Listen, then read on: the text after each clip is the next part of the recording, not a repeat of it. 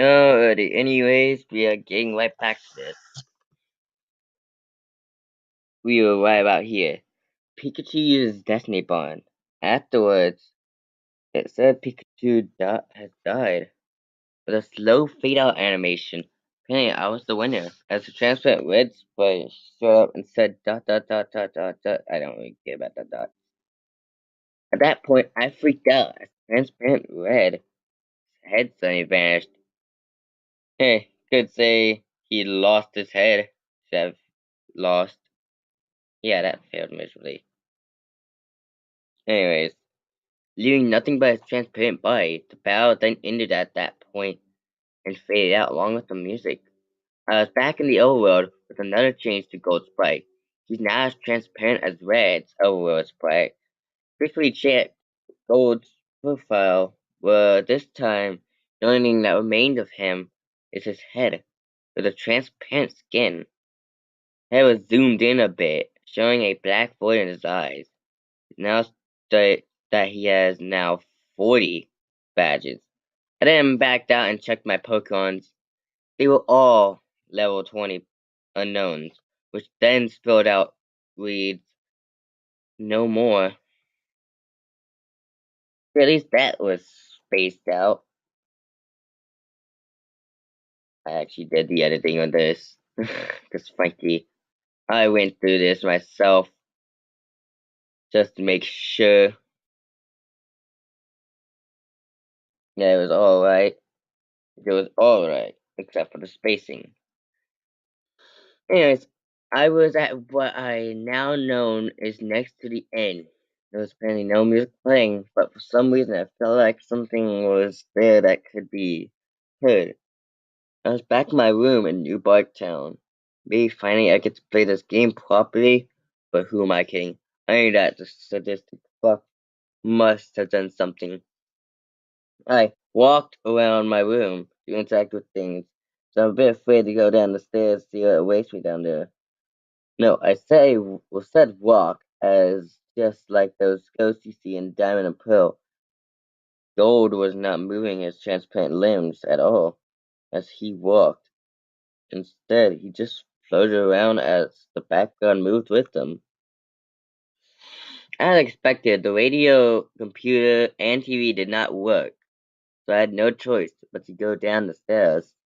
I ended up in the same lower level room, my house. Everything appeared normal except Mom isn't home. After failing to interact with anything in this room, I decided to go outside. To my surprise, that door leading outside and the south didn't work. Instead, I just walked straight through it to avoid. I continued moving south to see what the fuck was going on. My house vanished as I head south into the void. It was creepy when I entered the void. The outline of gold transparent spikes and white to contrast with the pitch black. Eventually, I reached the right area, and gold spikes turned black and transparent again, even though it was already transparent to begin with. I continued south without thinking of stopping at all. After a long trek south, I encountered something. It was Gold's regular sprite. I talked to it. Said goodbye forever. Dot dot dot. And vanished. As that happened, it said question mark, you nightmare.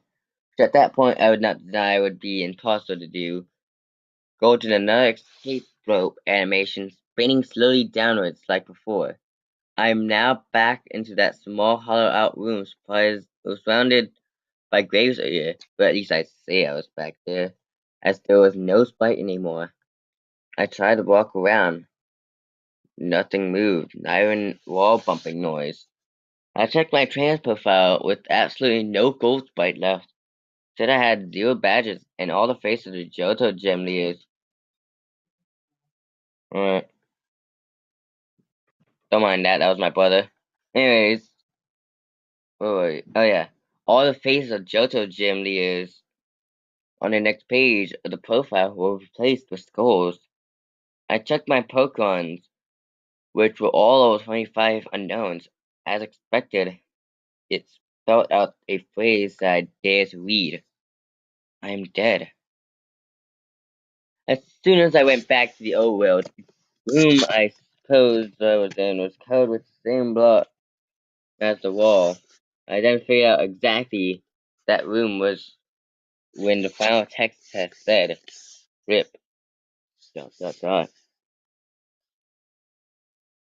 He was a young trainer. Well, that room was a big grave, surrounded by other graves. Goro already been dead.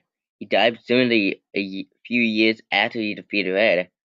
He was a young trainer who, despite his effort, collecting so many badges and attempting to become a Pokemon Master, was still unable to avoid the inevitable fate of death. And his efforts were eventually forgotten by the next generation.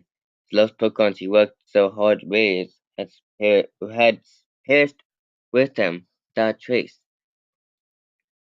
This fate happened to his predecessor Red, and Gold had just joined him. I was unable to escape from that text no matter what I pressed. Tried resetting the game and the same thing happened.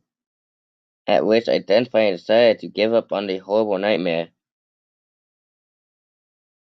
After that experience, I will never look at the gimmick Pokemon Unknown the same way again. They say that only the first generation has folk tales and legends, but the second generation has shown me how unpleasant the truth can be.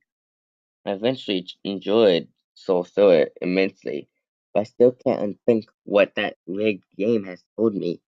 It even made me choose Totodile, just so I can't possibly encounter Synchro in that game. For now, I don't know what I was thinking, but I still kept the cartridge, which is locked away in my apartment. I probably should rethink what to do with it. That is the story of Pokemon Lost Silver.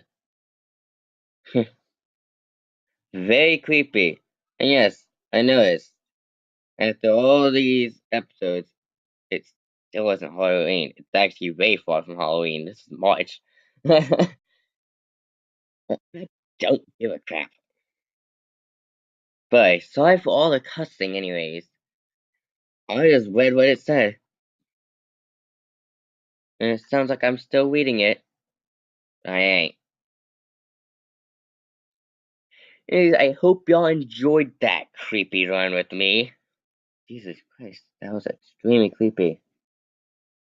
Now, if you'll excuse me, I'm going to end this episode and get on with doing with trash.